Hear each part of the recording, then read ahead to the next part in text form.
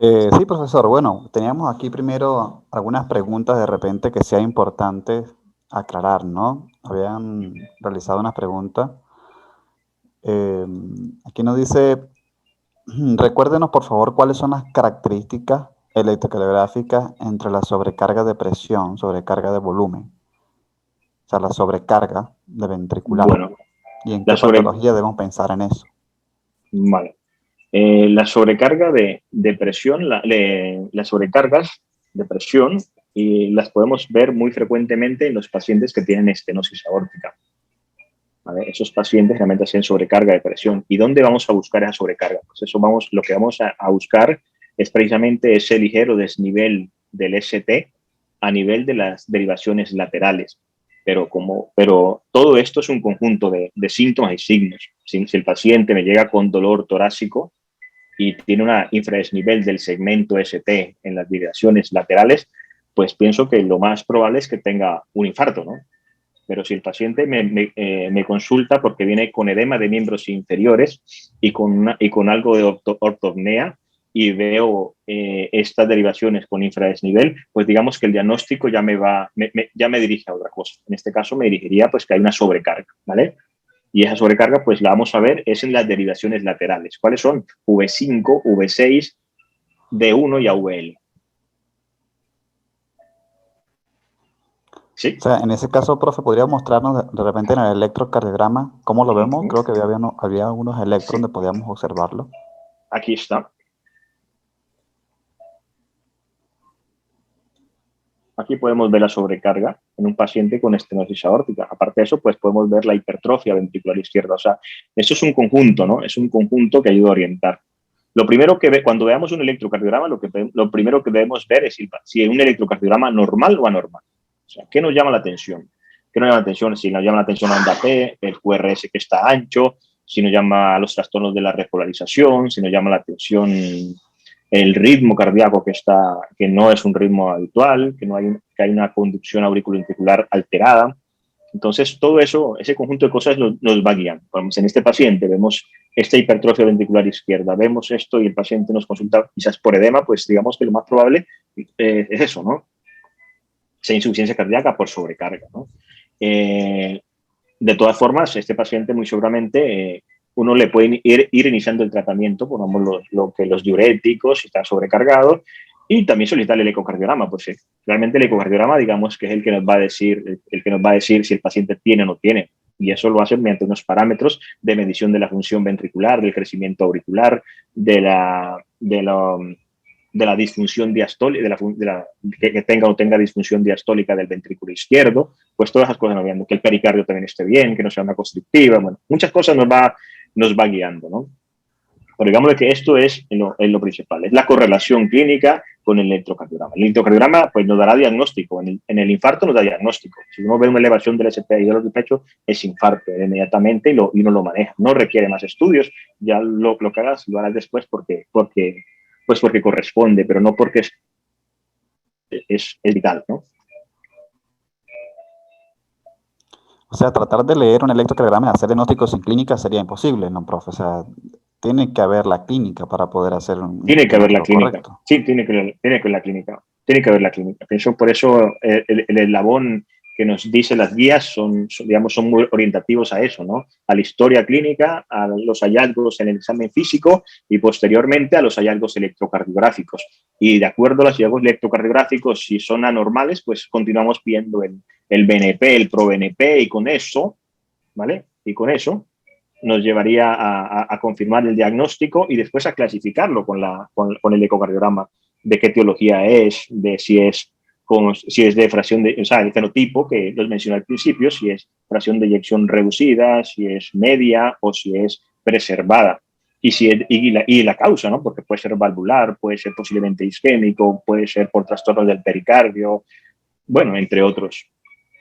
Hay algunas dudas, profe, con relación al BNP, ¿no? Uh -huh. Nos preguntan por lo menos cuál sería la sensibilidad y hacen comparación con relación a las enzimas cardíacas como parte del diagnóstico, ¿no? Y nombran la troponina, la CPKMB, pero sabemos que no es lo mismo, ¿no? O sea, ¿cuándo utilizamos el BNP? ¿Cuándo debemos de solicitarlo? Bueno, el BNP deberíamos solicitarlo si nos llega un paciente. Hay síntomas que tienen una sensibilidad muy alta y hay unos signos que tienen sensibilidad muy alta.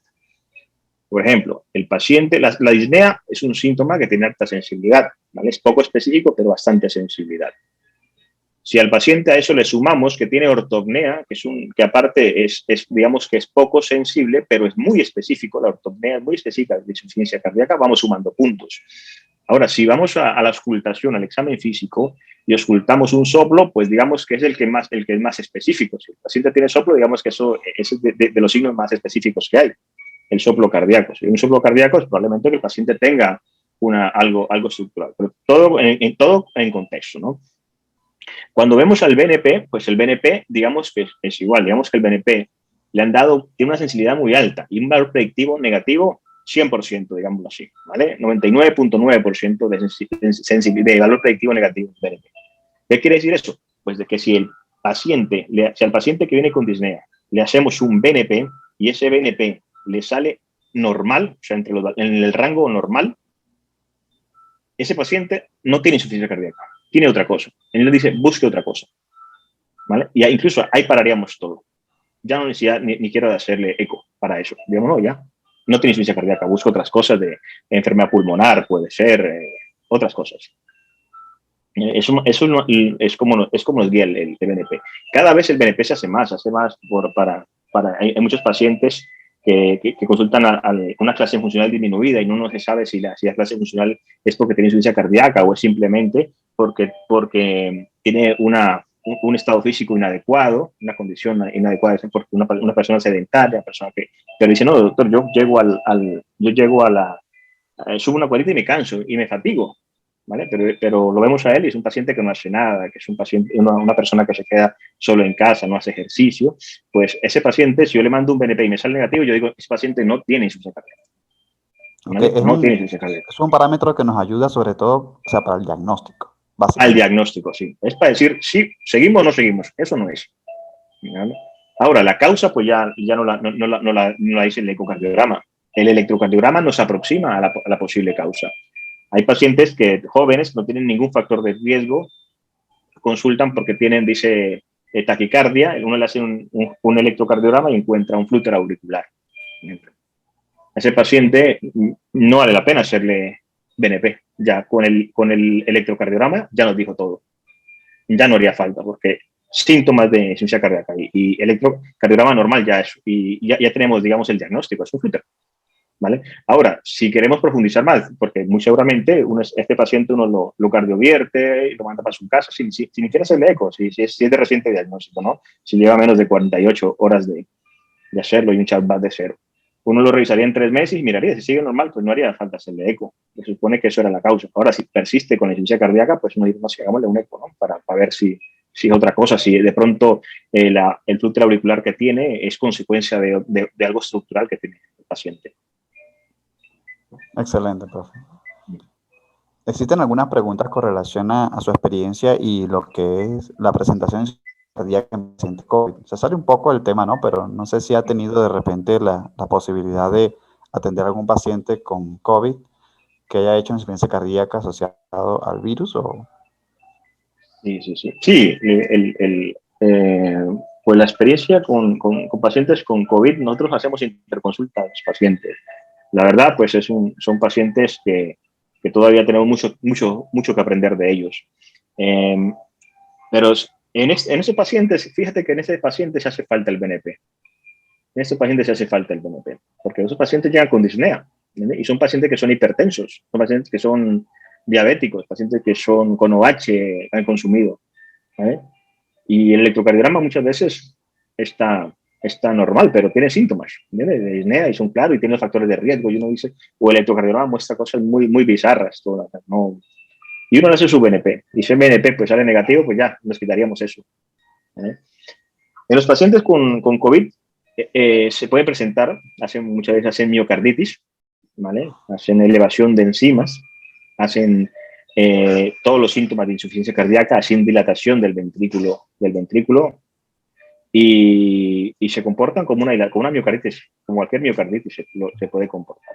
También pacientes que ingresan por dolor torácico, por microangiopatía, hacen dolor torácico, hacen infarto también, y se infartan, y uno hace el ecocardiograma y observa que hay realmente trastornos de la motilidad, pero es llevado a cateterismo posteriormente y las arterias coronarias están sanas. Asimismo, las arritmias. Hay arritmias que también la fibrilación auricular es muy frecuente en ellos, porque esos pacientes hacen disfunción pulmonar, hacen hipertensión pulmonar, la hipertensión pulmonar hace que la aurícula se dilate, que aumenten las presiones y se forme la fibrilación auricular. O muchas veces también por estados compensatorios del corazón quiere compensar por la falta de oxígeno a nivel global, ya que los pulmones no pueden compensarla, se acelera y entra en arritmias. No solamente en sistema sinusal, en taquicardia sinusal, fibrilación auricular, lútear, taquicardias auriculares, entre otras, sí. El profe Adrián nos quiere comentar algo. Veo que tiene por ahí la manito alzada. Adelante, profe. Hola, buenas noches. Buenas noches, Marco. Buenas noches a todos los asistentes. Jairo, muy buena presentación. Jairo, y a toda la audiencia, les doy el adelanto de que este próximo mes de mayo, la Sociedad Europea de Cardiología va a emitir la actualización 2021 de las guías de diagnóstico y manejo de insuficiencia cardíaca, cada vez orientados al manejo integral del paciente con insuficiencia cardíaca, con falla cardíaca, ¿ok? Desde un punto de vista de diagnóstico etiológico de la patología y con un abordaje muy orientado a la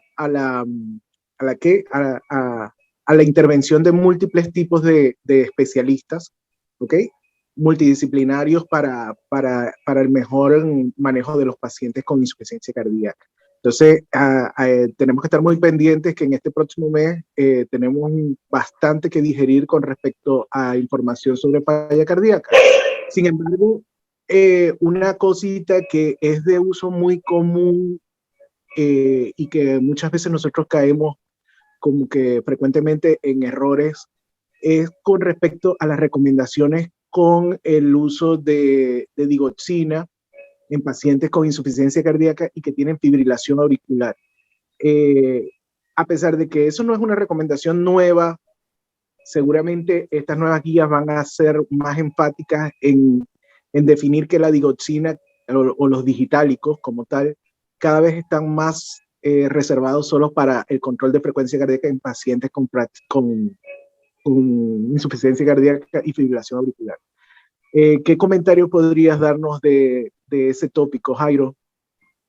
Bueno, mira, pues sí, Adrián, tienes toda la razón. La digoxina, a veces nosotros abusamos de ella, ¿no? Creemos que la frecuencia cardíaca en los pacientes con fibrilación auricular, pues la respuesta la podemos manejar con digoxina como medicamento primera línea, y no es así. La digoxina siempre, digamos, que está como el último eslabón, cuando el paciente está con insuficiencia cardíaca, ¿vale? Está en fibrilación auricular rápida y vemos que ese corazón, vemos que sin betabloqueante no le podemos colocar porque el paciente se nos puede chocar o no responde. La amiodarona también igualmente, vemos que un paciente que no le podemos colocar amiodarona, porque la amiodarona, a pesar de que controla también frecuencia, digamos que no es un medicamento de primera línea para control de frecuencia, la amiodarona. La amiodarona es un antiarrítmico que lo usamos más para otras cosas, como para arritmias ventriculares, para fibrilación auricular, pero para mantener el ritmo cardíaco, más que para control de la frecuencia. Es otro error que manejamos frecuentemente. Entonces, cuando ya hemos visto que el betabloqueante no funciona o no le podemos aumentar porque el paciente está a punto de chocarse, la fracción de eyección está totalmente deprimida, ya en esos últimos casos, pues sí, la digoxina haría su efecto en control de la frecuencia cardíaca. Pero si es un paciente que tiene una función ventricular conservada, que tiene una buena presión arterial, está rápido, pues tenemos muchos medicamentos para bajársela. Entre ellos están los betabloqueantes, está también los calcioantagonistas, tipo verapamilo o el diltiazem. Son medicamentos que cuando se mezcla verapamilo con betabloqueante, se ha visto pues, que disminuye la frecuencia cardíaca mejor, o sea, se obtiene mejor resultado de control de la frecuencia cardíaca que con un solo medicamento o con la combinación de él con otro medicamento, por ejemplo, con la digoxina incluso. O sea, digamos que la digoxina a veces la usamos de más. Y es un medicamento pues, que muchas veces nos trae problemas. Correcto. O sea, la intención del comentario es ese, precisamente. Es el sobreuso de los digitálicos en pacientes con insuficiencia cardíaca. Es muy importante estar conscientes de datos que no son nada nuevos. El estudio DIC, que tiene más de 15 años, digo yo, que entre 15 y 20 años, Jairo. Sí, sí. El estudio sí, DIC, evaluó el impacto que tenía el tratamiento con digitálicos en pacientes con insuficiencia cardíaca y evidentemente sí hubo una mejoría en los síntomas, en el control de síntomas de falla cardíaca en los pacientes que estaban hospitalizados por falla cardíaca aguda, pero no hubo ningún tipo de impacto sobre la mortalidad de ese grupo de pacientes. No, la diferencia entre el grupo tratado con digitálicos y los que no recibieron digitálicos no fue significativa en el punto comparativo que correspondía con mortalidad. Por lo tanto, como en muchas patologías cardiovasculares, nosotros siempre debemos orientar nuestro objetivo terapéutico a la mejoría de indicadores tales como mortalidad cardiovascular o eventos cardiovasculares mayores, ¿ok? Y vemos que los digitálicos definitivamente no tienen impacto significativo sobre esos puntos. Por lo tanto, el uso de digitálicos no está indicado en el manejo de insuficiencia cardíaca, a menos que se trate de un paciente que tenga fibrilación auricular, que tenga signos de falla cardíaca y fracción de eyección deprimida. De otra manera, el uso de digitálicos prácticamente está contraindicado debido a la alta tasa de eventos colaterales adversos que puede presentarse y que se presentan muy frecuentemente, ¿cierto? Sí, totalmente de acuerdo, Adrián. Lo dices muy bien, así es.